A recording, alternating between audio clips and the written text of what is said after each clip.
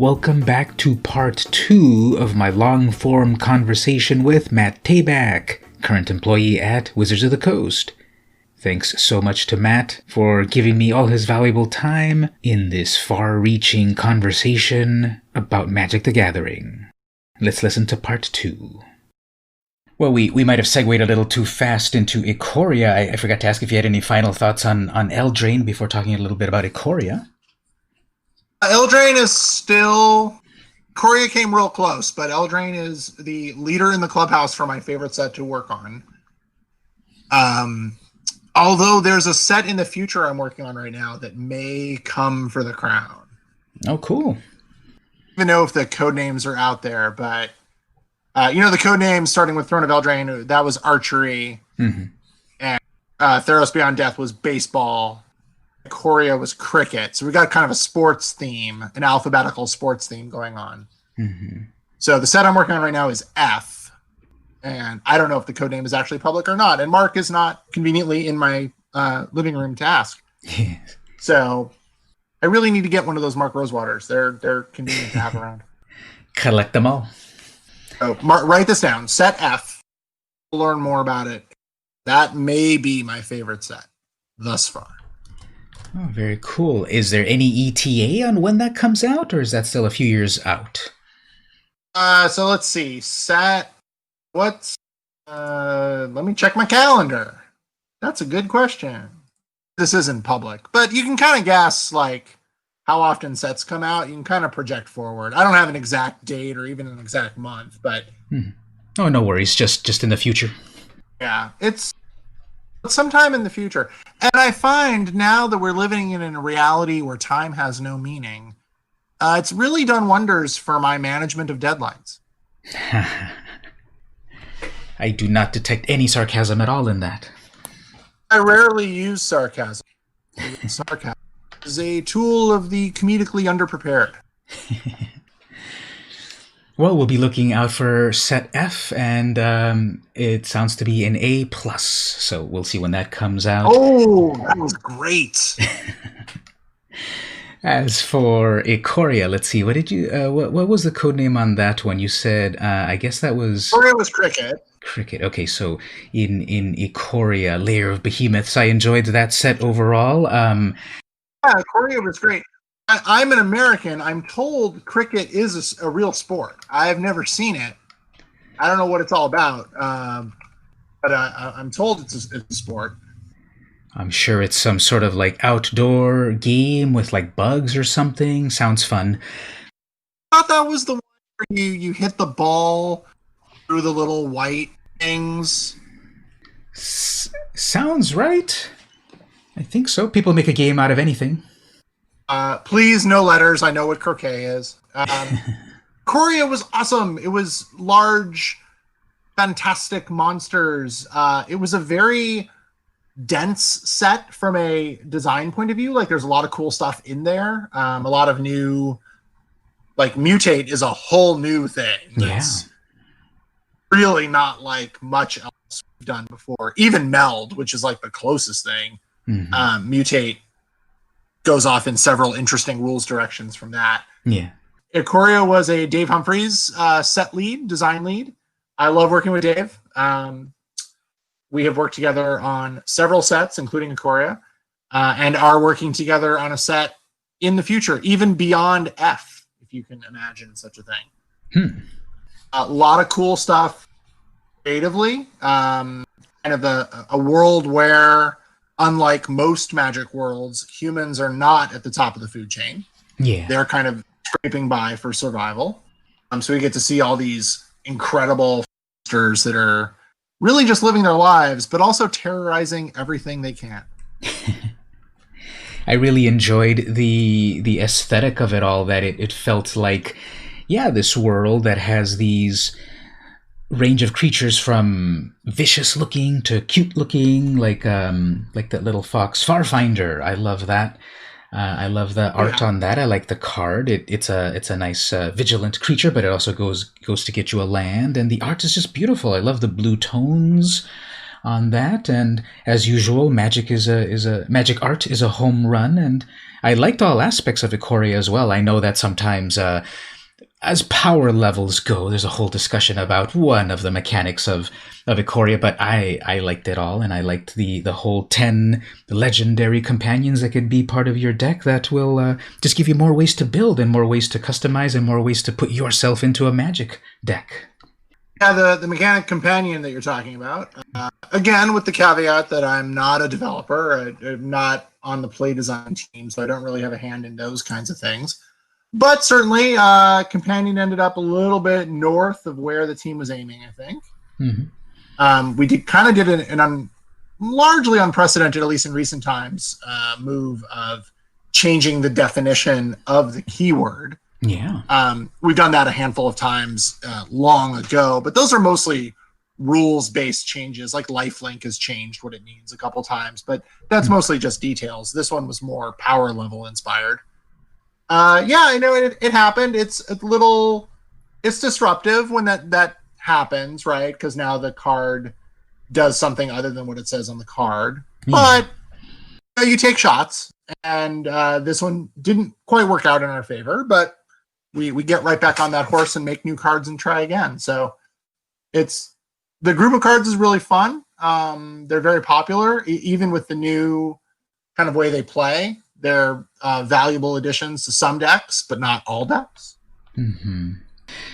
Well, as I said, like, this is just another way to build decks. And even with the rules change, let's say you don't use the card as your companion. Let's say you use your card as your commander in Commander, or your commander in Brawl. That's just another way to still get your card, your cute little critter over and over. And I like how there is that range about, like, Kahira is like a very stately sort of legendary cat beast, and then we've got Lutri, the spell chaser. I love the art and the style of that, holding the energy and the blues and the reds, and it's just so cute. And then we have the Oboshes and the Gyrudas of it all that are a little less cuddly, but still would make a great companion.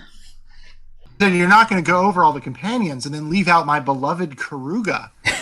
The Macro Sage, of course I wouldn't forget that dinosaur hippo. So cute.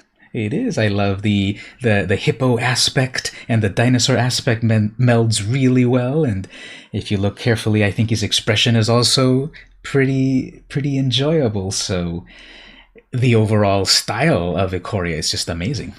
I don't remember what creature type Karuga was before the art came in. Generally, when designers design cards, they'll put a plausible creature type. If it's not relevant, like if it's not part of some sort of tribal synergy thing, like if they want something to be a soldier, they'll make sure it's a soldier or a human or a dragon or whatever. But sometimes for, like, especially green, large, non-humanoid creatures, like, is it a beast? Is it a hippo? Is it a dinosaur? If it doesn't really matter for play, it's just kind of, well, we'll see where the art goes. Look at that line, and it's like, dinosaur hippo. What on earth would a dinosaur hippo look like? And it would look exactly like that. Yes. The art direction really nailed it, and it all came together to create a great piece together. So I'm looking at what other hippos exist, and there's apparently only 6 other hippos, and one of them is in black. Oh yeah, Lazatet Behemoth, black hippo. Yeah. So Hippo Tribal is getting there. You've got me curious. I'm going to bring up the internal card record for Karuga the Macro Sage. I'm just going to take a quick look at the changelog and see how this creature type has evolved. How much the changelog has mutated more than the cards in Ikoria? Yes. There is a comment here. Is possibly more walrus than hippo, and that's true. Looks like it started out. It was originally designed. I'll give you kind of the internal, the inside scoop here. When the card was originally designed, it looks like it was a squirrel crab. Wow. I think the designers just wanted to have some fun with some creature type mashups that you wouldn't expect to see, and that you couldn't really see on most other worlds. Yeah. This originally was conceived of as a squirrel crab. It then became a frog crab. And then it became a hippo once art was actually commissioned. and then it became a hippo dinosaur. And that is the tale of Karuga the Macro Sage. I'm pleased to bring it to you. That's really funny because I couldn't even imagine how starting off as a squirrel crab evolves into these other directions, but there we go. This was a squirrel crab at one point. Well, we ended up getting I believe, a squirrel nightmare in Ikoria, so that's adjacent. A squirrel crab sounds nightmarish enough to me. Black border squirrels come to you courtesy of, really more than anyone else, Mark Rosewater and Mark Purvis. Very big fans of black border squirrels. And it is mostly due to their chittering that we have as often as we do. Mm-hmm. With Ikoria, there was definitely a lot to enjoy for all levels. I think it's pretty complex in general, but I think it's also a very good starting point for people just because of the visuals of it. We've got the Godzilla cards, we've got the companions, we've got just this world of big monsters and adventure. And it's interesting how you said about that. The humans are not at the top of the food chain. I know I've read several articles where sets where humans were not quite as involved in it didn't do as well. So I wasn't playing during Lorwyn block, but apparently that was one of the gripes about it, that there weren't humans there. Yeah, one theory is that the fans, take to creative worlds where they can identify with some of the characters in there. I don't know if that's really strictly along, human or non-human lines. Mm-hmm. I think with Lorwyn, it was really... I'm not sure with Lorwyn whether the problem was lack of humans or it was just sort of what replaced them. The Kithkin, some people love them, not everyone did. Maybe they weren't the most resonant tribes to pick. I don't know. I loved Lorwyn. I thought Lorwyn and Shadowmoor were both great. Mm-hmm. But they're telling it, Lorwyn was just so tonally different from things around it that not everyone was really prepared for that shift. Mm-hmm. And Eldraine kind of pulled that same tonal shift off with more success, I think. Eldraine is kind of... parts of it are whimsical, and, there's the fantasy storybook element to it, which, coming off War of the Spark, that's a big left turn as far as the themes go. Yeah. And I think after War of the Spark being such a long narrative, heavy, not unlike Karuga the Macro Sage, people Eldraine is kind of the fresh air. Mm-hmm. I like how I like how the pendulum can swing in those directions, where it might be heavy in the long-term plot of the whole War of the Spark, or we can have visiting a plane for one or two sets and then moving on.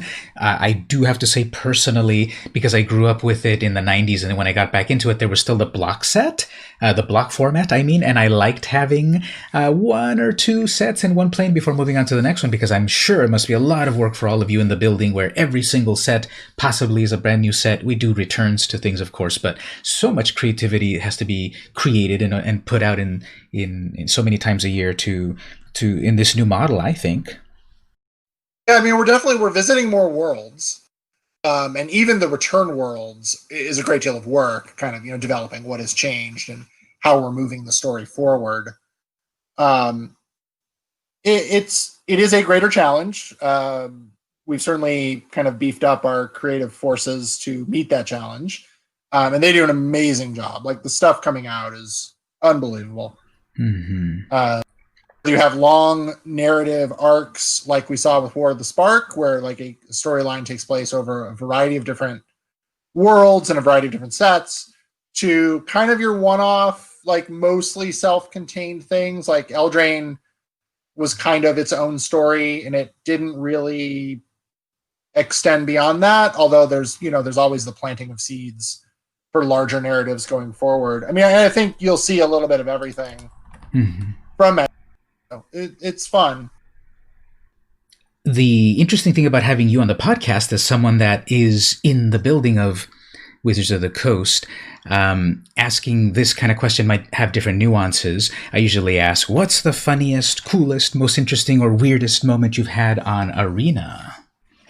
I knew this question was coming, and I still don't have a great answer. What is the funniest, coolest moment on Arena?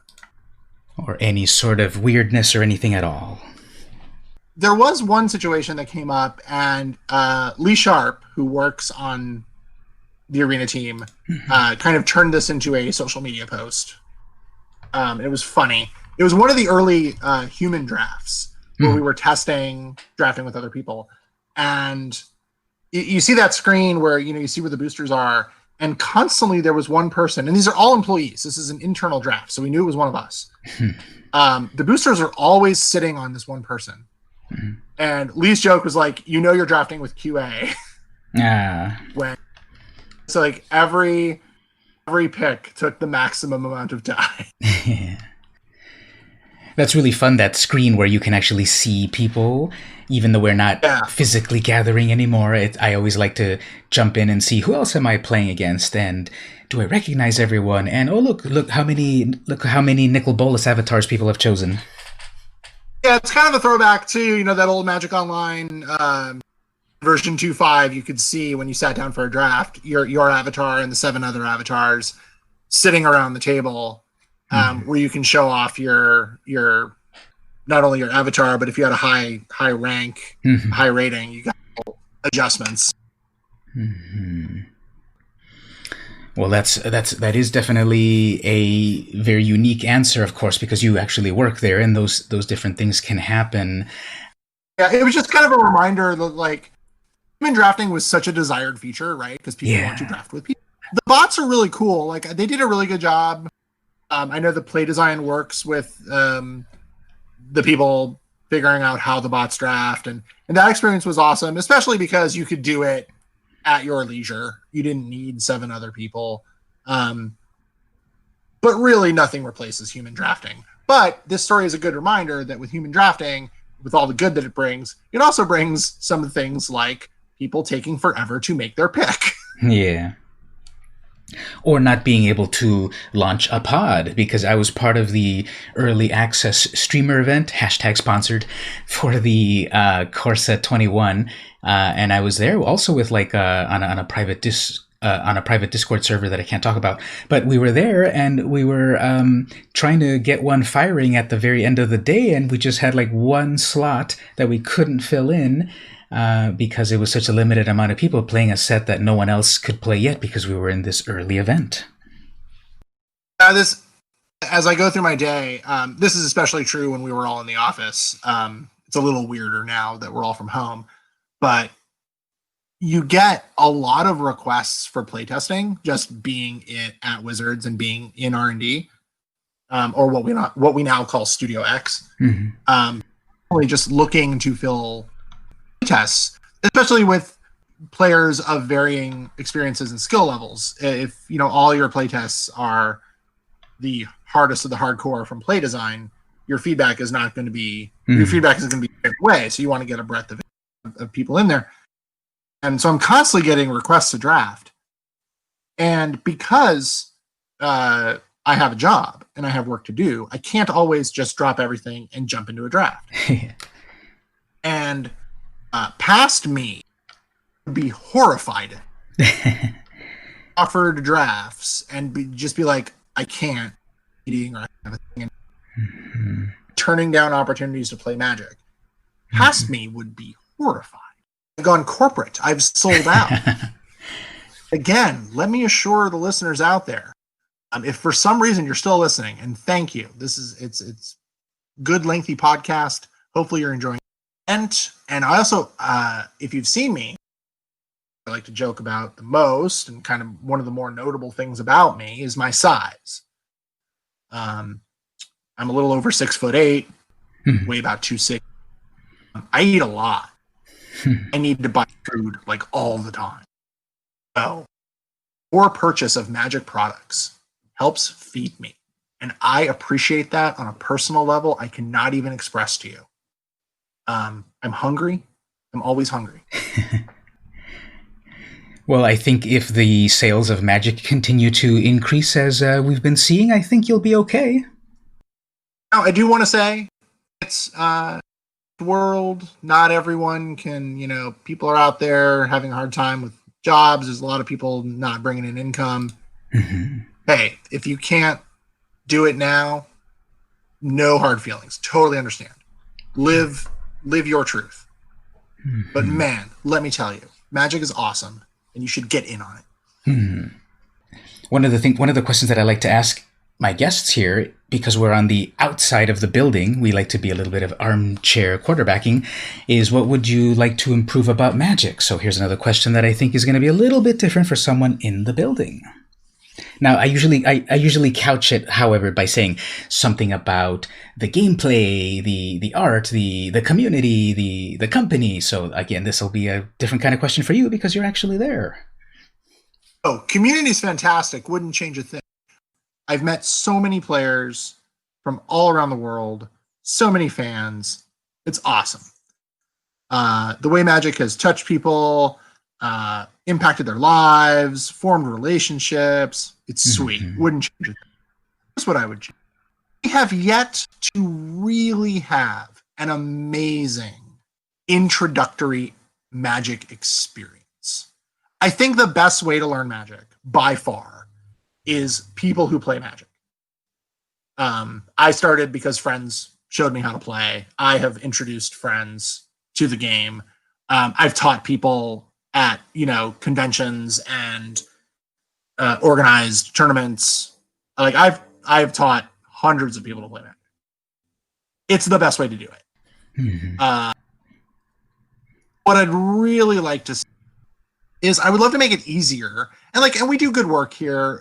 Wizards has been trying to teach people how to play Magic for 27 years. It's definitely in their interests to make it easy to teach people how to play Magic.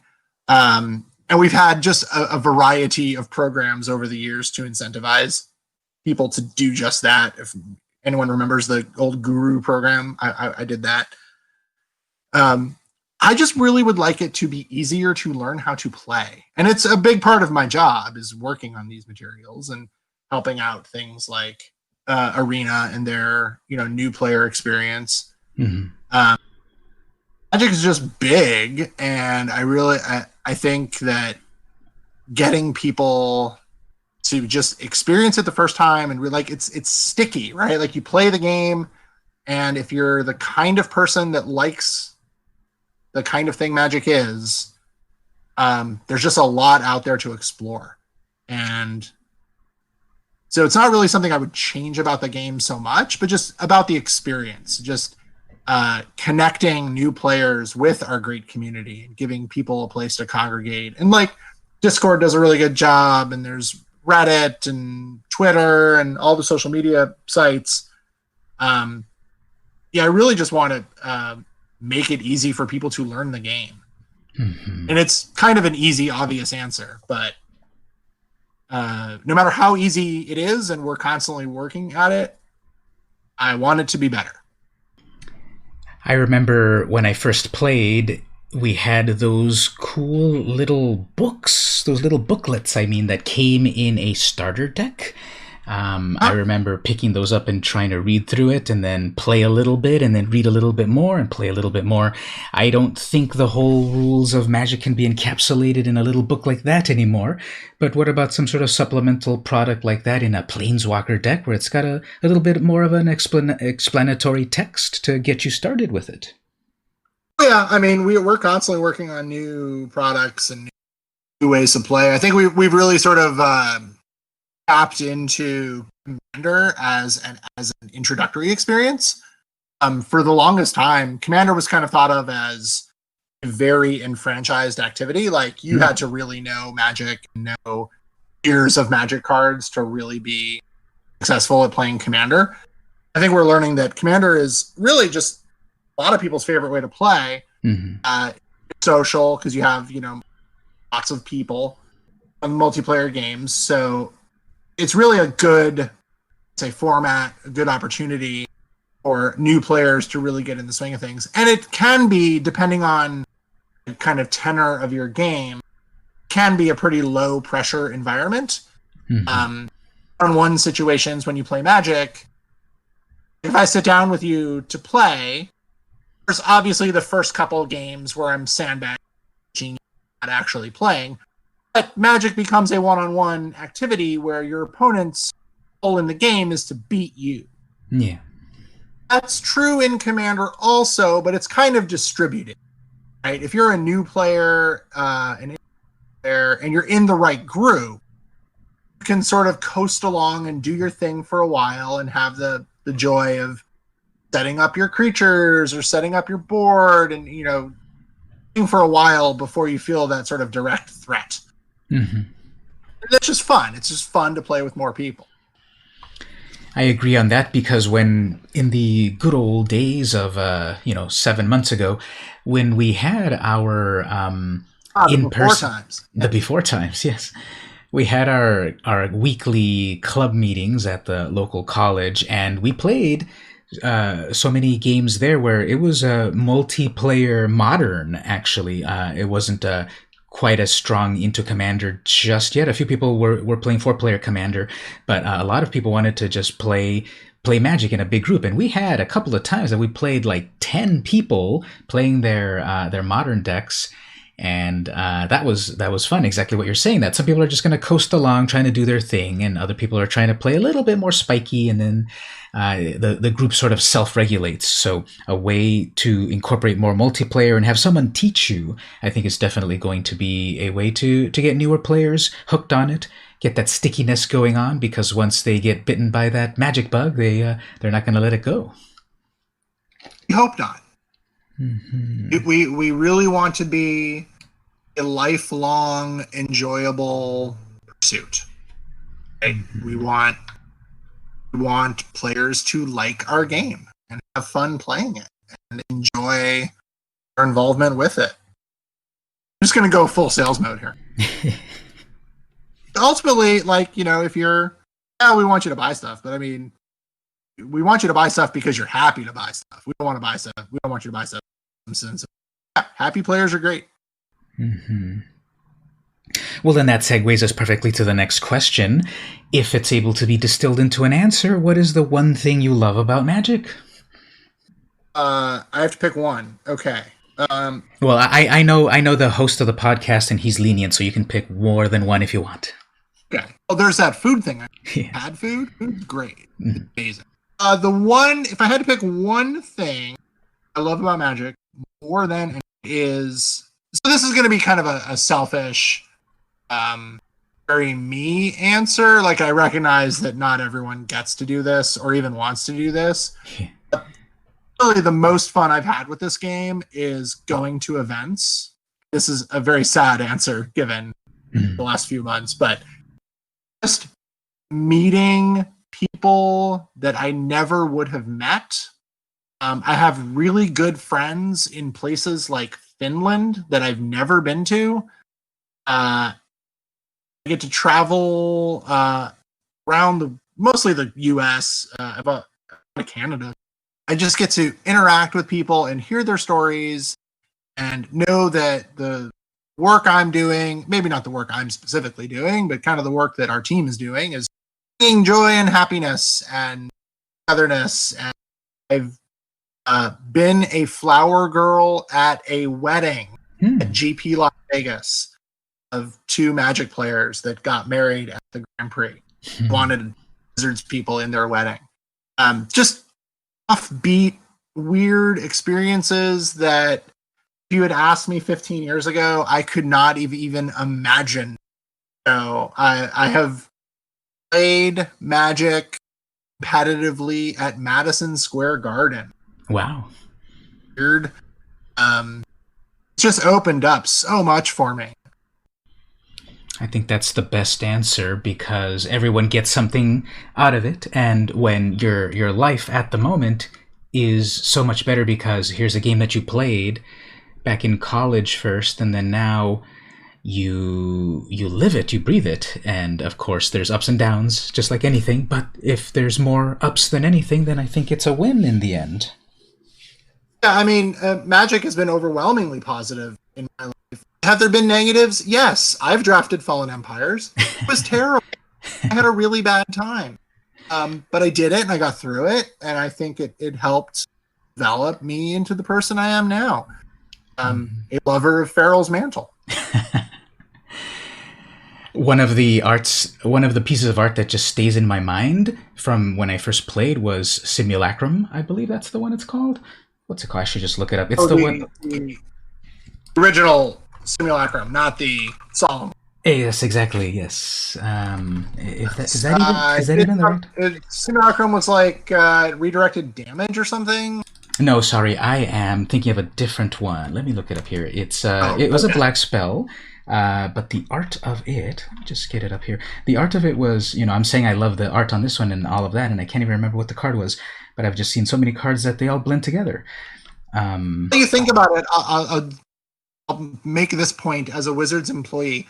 One weird phenomenon I've experienced, and now I've worked for Wizards for going up on 13 years, is I will remember cards that don't exist. I'll remember never got printed. I'll remember playtest versions of cards. So like when you talk about the actual card, I will remember it doing something other than what it does. So I have become terrible at remembering anything real. I could tell you every minute detail of set F because that's what I'm focused on. Like I'm 21, I'll remember some draft version of a card that never came to be. And I don't like card names are just way beyond me because a card will change names so many times during the process. That's a whole other level of things. Like when you said, yeah, I remember the playtest version of it, and I remember it before the rules of it changed. That's next level. Did that have trample? It had trample, right? No. It had Rampage 2, actually, remember? It probably didn't have Rampage 2. So here's the card. I found it now. It's Soul Exchange. That's the one. I don't know why I thought of Simulacrum, but Soul Exchange was an old Fallen Empires card that the main reason I remember it is for the art. And I love the strategy. I love the deck building. I love the playing and all of that. But thinking back when I first played Magic in the 90s and looking some of these old card arts, and I still have those cards from back in the day. They're a little heavy played, but this is one of the ones that I remember. And I just love Soul Exchange because the art is so evocative. Like, what is going on here? There's like a creature that's dead and they're putting blood on another creature and he's like coming to life and the soul is exchanging, and never mind what the card does, but just that art. Anthony Waters, 1994. This is nostalgia. I don't know that I've ever actually cast this card, but yeah, the art is cool now that I look at it. So return target creature card from your graveyard and put a 2/2 if you exile the Thrall. Oh yeah, this was one of the very first tribal decks, I guess, that it was very strong in Thralls and Thalids and the Order of the Ebon Hand and everything. So I think this is one of the many things to love about Magic, that if you first played it in your youth, however you define your youth, it's going to stick with you. And if you put it down for a while, it'll still be there. And I put it down from 1999 to 2017. That's a lifetime. And I got back into it and Magic was still there. It was different. There was no more banding and mana burn and all of that, but it was close enough to what I remembered, and I'm back into it, and I don't think I'm going to drop it again. I remember I built a deck around Ice Age that had Skull Catapult and a bunch of Thrall things. It was like a Thalid shooter deck. Thalid shooter deck, eh? Yeah. Remember that deck. Deck probably is still sitting in my closet somewhere.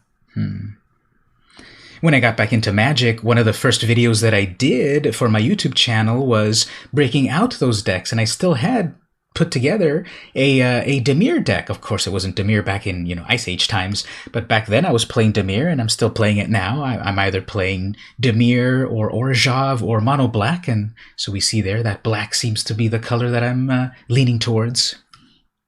Nice. I'm Gruul at heart.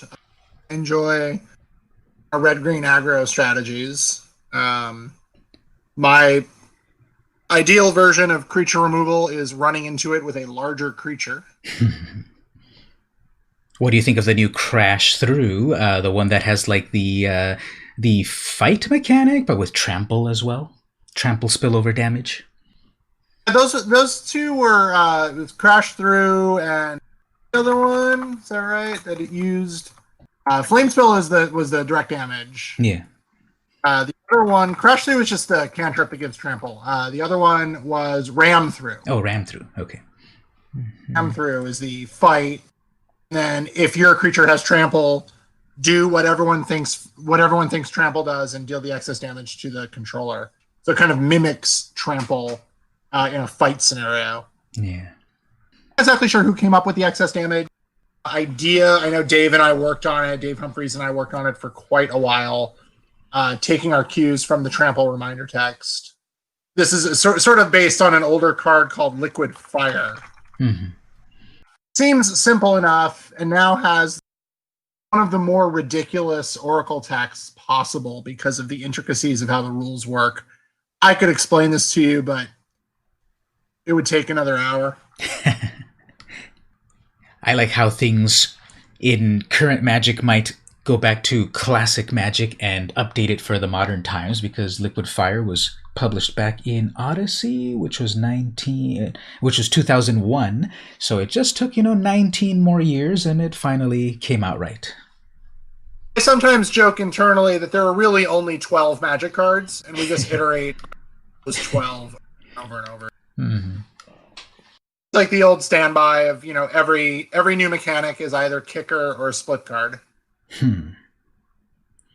Well, that just goes back to the classic saying about when you're writing stories, there's nothing new under the sun. It's all the same 5 or 6 tropes of literature, and we're just writing new versions of it with robots this time instead of a person. Nothing new under the sun is a good way to put it, because you end up having to do what we did on Amonkhet and just add another sun. Unlocks all kinds of possibilities. Speaking of Approach of the Second Sun, we just dodged the second sun in one of my recent Commander games. I guess one of the ways to beat Approach of the Second Sun is to just kill that player first. That's true. It is very difficult to win the game if you have already lost the game. Yes. It's one of those rules truism. Yes. Well, as we wind down, I know that we focus on Magic on this podcast and we live and breathe Magic, but I guess there's other hobbies that exist beyond Magic. So what other things are you into besides Magic? I am unaware of things outside of Magic. If I were to be aware of them, as I said before, unfortunately, when your job becomes Magic, some people, not everyone's like this. A lot of the designers, to their credit, when they're not playing Magic at work, they're just playing Magic for fun, which is awesome. I do that less. I would say my number one hobby right now is puzzling. All kinds of puzzles. These are like escape room type things, logic puzzles. I've played in the MIT Mystery Hunt for the past few years. Your listeners know what that is. Enjoy puzzle hunts very much. I enjoy word games and all sorts of verbal pursuits. I'm a member of the National Puzzlers League, which is the oldest organization in the U.S. dedicated to crosswords and all sorts of wordplay. Do you get like a cool badge and a position and such being part of that? I don't have a badge. I have several name tags. And are there like actual events where people meet up and then puzzle each other? Yeah, well, we have an annual convention where about 150 to 200 people actually show up to the convention. So it's really just sort of 5 days of games and puzzles and events, and people like write their own Jeopardies and we play them, and it's a lot of socialization and going out to eat and hanging out with friends. It's much like the Magic community, just kind of on a smaller scale. It's a really cool organization. I was actually introduced to it by Mark Gottlieb, game designer extraordinaire. Mhm. Just celebrated his 20 years at Wizards. Oh, wow. Mark, prior to Wizards, was an editor for Games Magazine, one of my favorite, like, formative pieces of media when I was a kid. I loved Games Magazine. I think I have a vague memory of having a few of those when I was young as well, like some really fun. It has to have been Games Magazine. Like it's kind of coming back to me. I think I remember having those when I was younger. Games Magazine was fantastic. I was a huge fan. I was actually really excited about meeting Mark Gottlieb. Him as a puzzle constructor and on staff of Games Magazine. So when I knew I was going to meet him going to work for Wizards, I was very excited. Mhm. We're now good friends, and it's kind of funny thinking about how much I looked up to him before meeting him, and I mean I still look up to him. Yeah. It was just like kind of one of my niche heroes of mine. I actually got to meet him, and now we hang out. I was at his wedding. We're good friends. Mm-hmm. We cat sit for each other. At least back when we could see each other in person. Yeah. Where were we? What was going on? Oh, hobbies. I'm 6'8", so by law I'm required to play basketball. Although I'm definitely getting older. So my basketball days are numbered. We're not quite at the end, but we're getting there. Yeah. And what else do I do? I watch a lot of TV, and I play games. Mm-hmm. I'm a huge board game fan. Love. Sad that I will not get to go to Board Game Geek Con this November. Mm-hmm. Like everything else, it has been canceled. But I love going to. I really like going to conventions where I'm just an attendee. Yeah. I'm not staff. I'm not what I will jokingly call a celebrity. Like people, if I go to a Magic tournament, it's usually kind of known who I am, and I'll do a panel or do something. And that's super fun. I love it. But I also love going to conventions where I'm just a nobody. I'm just there to have a good time. Mm-hmm. Have you ever been able to go to San Diego Comic-Con in that capacity as more of a fan, or have you gone there as just a representative of the company? I went to San Diego Comic-Con for about 3 or 4 years in a row, just before it got really huge. Mm. I went as a representative of other game companies. Mm-hmm. Talk about that maybe on a different podcast. I have been, on behalf of Wizards, I've been a couple times, which is amazing. San Diego Comic-Con is mind-boggling. Mm-hmm. If you're at the San Diego Convention Center, just a quick shout out to the good folks over at Tin Fish across the street. That place is awesome. Oh, yeah. We'll do gaming recommendations. We'll do a food podcast. Everything. I've been to San Diego Comic-Con a couple of times. Unfortunately, I was working, so I didn't really get a chance to do a whole lot. I couldn't go to other panels that I would have liked to have seen and things like that. So I have not been to San Diego Comic-Con since it got really huge as a what we call a civilian. Yeah. I'm curious, what years was it then that you did go before it got really huge? Oh, this probably would have been 99 to 2002. Mm-hmm. Or in that neighborhood. I'm bad with years, but it's somewhere in that neighborhood. That makes sense. Comic-Con's been such a cultural juggernaut for so long that people, I think, assume that it's always been like that. But I went for the very first time way back in 1993, and it definitely, I've seen it evolve. And I don't know how I've been able to do it, but I've been able to, very luckily, go at least one day every year since 1993, and that's way too many years to even believe. But I've seen it growing and evolving from where it was just completely about the comics to then a Hollywood presence starting. And then now it's like this huge nerd event where everything is there and just everything about everything. And for the people that are going for the first time, maybe in 1 or 2 years, you're in for a huge treat. It is mind-blowing. It is not just what can you do in the convention center, but what is there outside and what restaurants and what fun things are at different hotels and everything. I remember it being a very big show when I went, but and I haven't been, like I said, in coming up on 20 years. But now, just from what you can see online and just watching the coverage, it's so massive, and it's grown into, movies and television and streaming and video games, and just it's exploded. It was still mostly a comic focused show when I went. Mm-hmm. Well, hopefully our convention season for next year will be much more positive than this year. That'll just give us a chance to save up our money for all the goodies we want to get when those conventions come back next year. Yeah.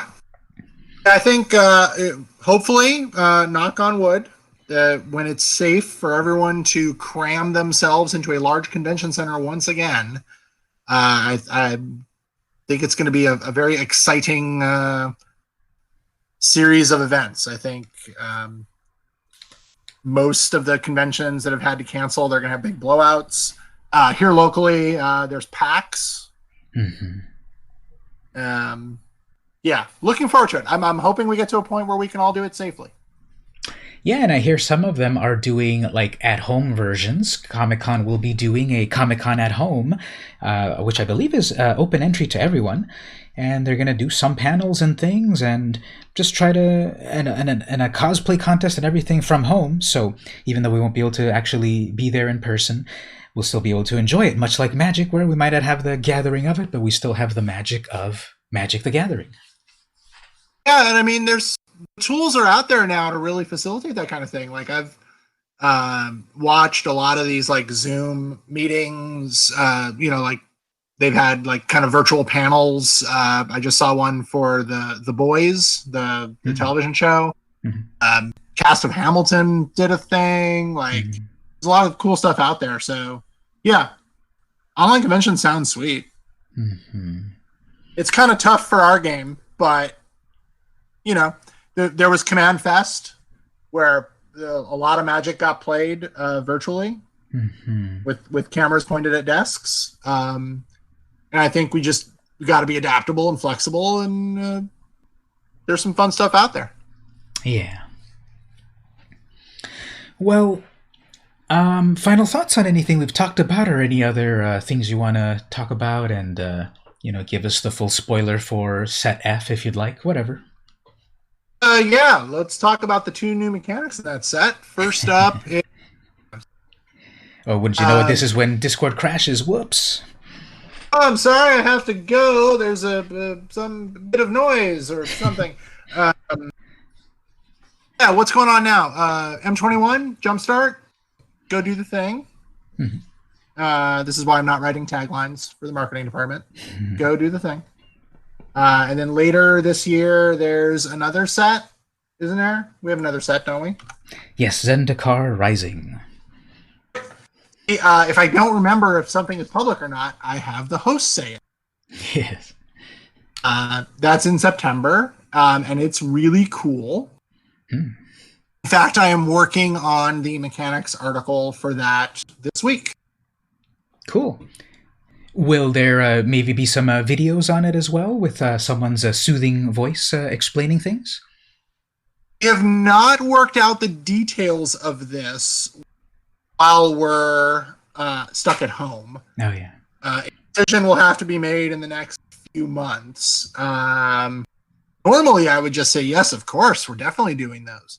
The current situation has challenged that a little bit. There may be a video. My voice may be in it. We may not get the same audio quality because I'll just be sitting at home with my sad microphone. And the cat's popping in once in a while. I'm definitely writing a script as though there will be video. So here's hoping. Great. Well, lastly, would you like to one more time mention where people might find you, keep up to date with you on social media and such? You can find me. There's a Twitter account that I use. It's at Watsy_Matt, WOTC_MATT. That is my work wizards Magic. Occasionally I'll comment on D&D. Account, please hit me up. Say hi. I'm so alone in my house. It's me, my wife, and my cats. Love to talk to you. Answer all your questions, or at least tell you I can't answer all your questions. When your questions aren't, stupid. Are no stupid questions. Me up there. I do not have a SoundCloud to promote. I do not have a Insta to promote because I'm too old. I am not currently on TikTok. Although my friend Gavin Verhey is on all of those. You should go find him. He's putting out some good content on Daily MtG. Good Morning Magic something with a sun. I don't know. It's a lot of words. You should go find him. If you run into Gavin in the wild, please do not attempt to trap him. He is not, in fact, a bear. Do not be fooled by the beard. It's looking good. What I do not have a TikTok. I'm not currently on MySpace. None of your listeners will be cracking my top 8, I'm afraid. You never got the upgrade that let you do top 10? Oh, how much you got to pay for that? You had to have special connections. I am on Reddit, but I mostly Green Bay Packers and Vegas Golden Knights subreddits. My Reddit experience is sports. All you Vegas listeners out there, go Knights, go. What else? So that's it. Yeah, hit me up on Twitter. I will be in touch via Mechanics article soon. And that's it. I do not have any charities that I have chosen. So if you are inclined to donate to charity, there's plenty of them to choose from that. I do have several favorite fast food restaurants if you'd like to visit those. How many of them are in San Diego? Oh, there was Tin Fish. I did give some love out to Tin Fish. Yes. Amazing fish and chips place. Really, really tasty. What else in San Diego? Han, where do we like to eat in San Diego? Sushi on the Rock. Oh, Sushi on the Rock in La Jolla. Oh, okay. So, this is amazing. The Cottage, also in La Jolla. No, I like how magic is done. We're now morphing. It's lunchtime, so we're going to morph into a culinary podcast. So it started off as Let's Enter the Arena, the magic podcast, and now we're going to Let's Enter the Kitchen, a food podcast. Just going to take a tour of the house. Done the room, now the kitchen. We're going to stop there because I'm assuming this is a family-friendly podcast. So far, it's been yes. Well, Matt, I want to take a moment to bring my gratitude to you and thank you so much for answering my tweet about being on the podcast and just giving all this great information from behind the scenes. Absolutely. Where should I send my bill? That would be 1600 Pennsylvania Avenue. Just put it in the mailbox as soon as you can. It was my pleasure. I love doing it. Thank you for reaching out. This has been super fun.